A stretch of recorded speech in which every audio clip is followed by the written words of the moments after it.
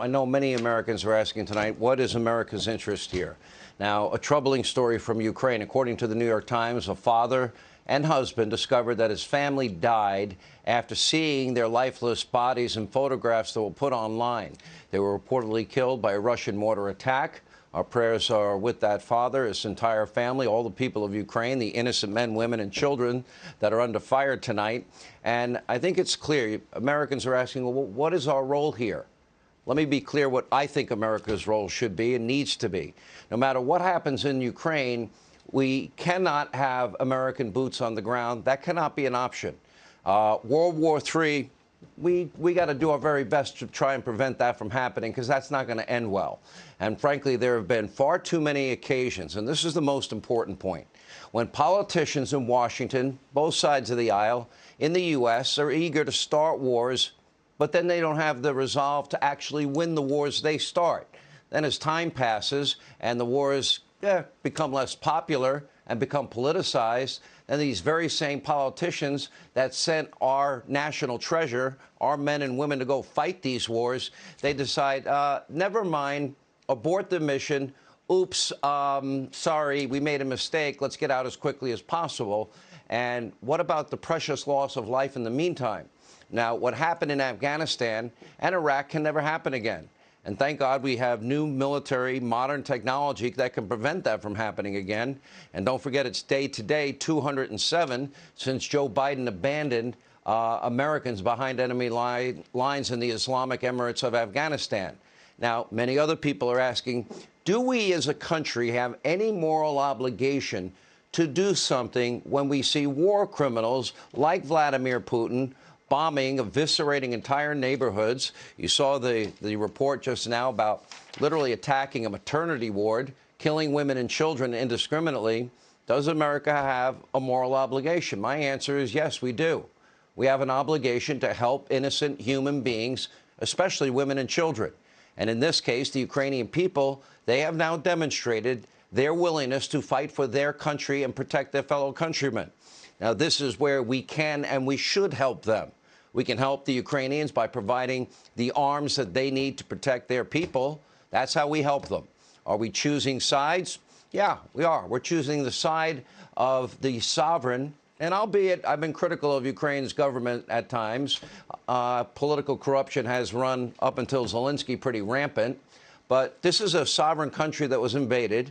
And as Americans, we're really, if we're on anybody's side, we're on the side of innocent civilians brutally murdered by Vladimir Putin and his minions doing his bidding.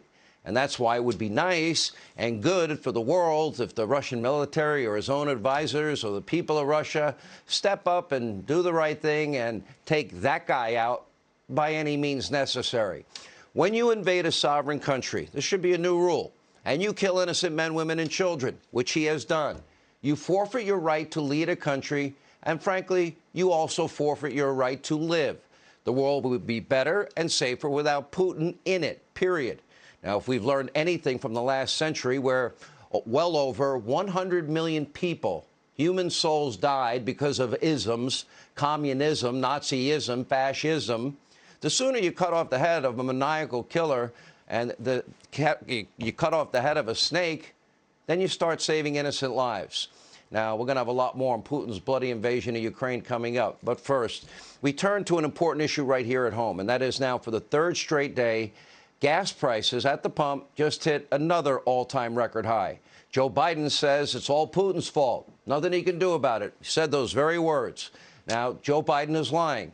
We didn't get here overnight. In fact, prices at the pump, as you all know, have been rising ever since Joe Biden took office. Now, why have they been rising? Because Biden did everything he possibly could with the stroke of a pen to limit all oil and gas production and exploration right here in the U.S., just like he promised he'd do. Take a look.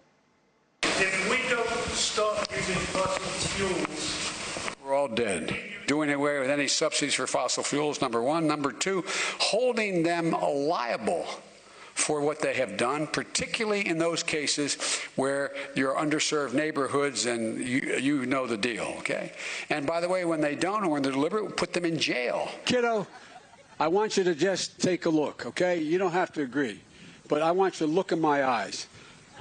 I guarantee you, we're going to end fossil fuel, and I am not going to cooperate with it, okay? Would there be any place for fossil fuels, including coal and fracking, in a Biden administration?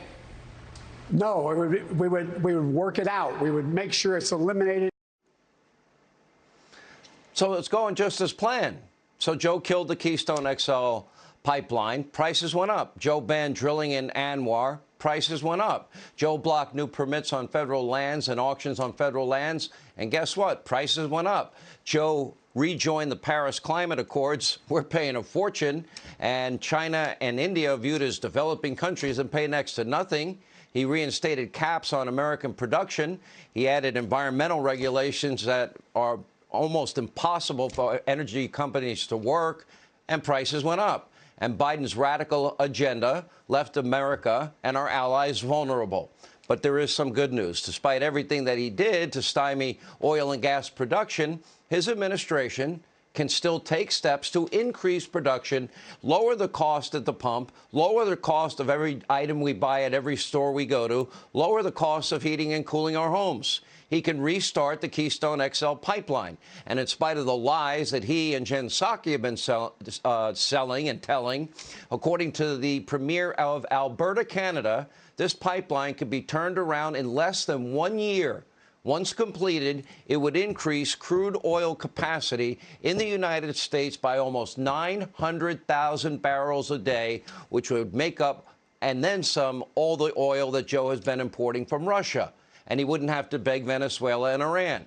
And this isn't the only pipeline in play. Most people don't know that in Europe, the Biden administration is opposing the Eastern Mediterranean pipeline, which would supply Western Europe with natural gas from Israel. A long discussion with Dory Gold on my radio show today. Joe needs to immediately support this. He once did. He doesn't anymore because he's controlled by the climate alarmist cult. Now, if the administration reverses course now and gives the green light to all of these projects, much-needed natural gas would begin to flow into Europe. It is desperately needed, and we can wean our allies off of Russian oil and energy and stop making Putin rich again. And that would bankrupt Russia and Putin's reign of terror, because Russia would be poor again. Now, this new supply would obviously be a factor in the global energy market. And, of course, the Biden administration could also reinstate drilling in Anwar and lift the ban on new domestic and offshore exploration here. All of this would lower costs. It would increase supply. Supply and demand crisscross and equal the price. You increase the supply, demand remains constant, price goes down. And it would also create high-paying American jobs, and we wouldn't have to worry about Russia. We wouldn't have to worry about the Straits of Hormuz or any energy issues involved in the Middle East. We would be energy self-sufficient. In other words, energy independent. Anyway, that would require a little courage from Joey. He would need to stand up to his new Green Deal climate alarmists in his own party, but he's clearly not willing to do that. Joe would rather, is now to beg the dictators and the despots to produce more oil, and why he would ever negotiate with the mullahs of Iran that have threatened to wipe Israel and the U.S. off the map, that chant death to America, death to Israel. Iran, that is the #1 state sponsor of terrorism worldwide. And this is where it gets really crazy. Russia, right now in Vienna, is brokering the new nuclear deal that Joey wants with Iran and the United States. Iran won't talk to us directly. So Russia's in the middle negotiating. I'm sure they're doing a great job for Iran. And according to justthenews.com, that's John Solomon's site, a top Russian negotiator bragged, quote, Iran got much more than they ever expected. We're talking about some $90 billion in unfrozen cash and other assets, oil export guarantees, very little oversight surrounding Iran's uranium enrichment program. Also, that Joe Biden doesn't stand up to the climate alarmists in his own party. So what's happening here? Joe Biden is literally putting his party's radical agenda over your wallets. He's willing to give you a 40-year high with inflation. He's putting his radical agenda over the safety and security of the American people, and frankly, the safety and security of people around the world. He's going to make the #1 state sponsor of terror rich again, and none of that makes the world a safer place. sending money to a socialist dictator like Maduro in Venezuela, sending an emissary over to Caracas over the weekend. That doesn't make the world a safer place. Giving OPEC all the leverage they want over the U.S., that doesn't make the world a safer place. And make no mistake, restricting oil and gas production here in the U.S., well, that will continue to spur massive inflation. Obviously, Joe doesn't care. He'd rather deal with the dictators than stand up to the radicals in his own party. Everything you buy is produced and shipped, and guess what? They use oil, gas, diesel to get it there. That's why month-over-month inflation right here in the U.S. continues to rise, unless, of course, you're living in this alternate universe like circle back propagandist Jen Psaki. Take a look. What specifically can you point to that has worked to bring down inflation? Well, there are a number of steps we've taken. If you compare month to month, we've seen inflationary pressure or inflationary numbers go down month to month, even as we looked at the year-to-year numbers go up, which we entirely predicted. No, that is absolutely not true. Just another Jen Psaki, Joe Biden lie. We are at a 40-year high for inflation, and that's month after month. But it wasn't Psaki's only lie of the day. Jen still wants you to believe that gas prices are only going up because of Vladimir Putin and greedy oil companies that are not taking advantage of the leases that they have generously given them. Take a look. Why did you guys decide to rebrand the rise in gas prices as the hashtag Putin price hike?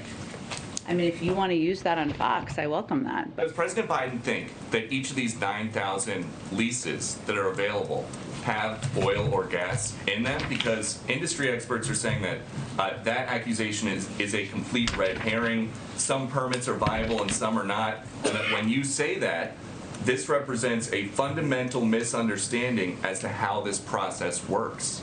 Well, first of all, nearly 60% of leased acres remain non-producing. That's a lot, in the range of 20 million acres. So there are 9,000 unused approved permits to drill in. That should not require us inviting them to do that. They should do that themselves. They can't get the additional permits. So would the president? What additional permits do they need? They have the leases are there, the permits are there. I don't think they need an embroidered invitation to drill. They are oil companies. I guess Jen Psaki probably gets 100% of her information from MSDNC and fake news CNN and her cognitively struggling boss that doesn't know what day it is. But in case you're watching tonight, Jen, here's an important fact you need to know, and you probably do. Despite your claim, oil and gas companies are not just sitting on 9,000 unused approved oil drilling permits. These leases are issued prior to exploration. So not all of those leases actually have oil and gas in the ground that can be extracted. In other words, energy companies are not going to drill for oil on a piece of land that ends up not having oil, even if they have the permit to do so. You might want to factor that in. Does any of that make sense? Hey, Sean Hannity here. Hey, click here to subscribe to Fox News YouTube page and catch our hottest interviews and most compelling analysis. You will not get it anywhere else.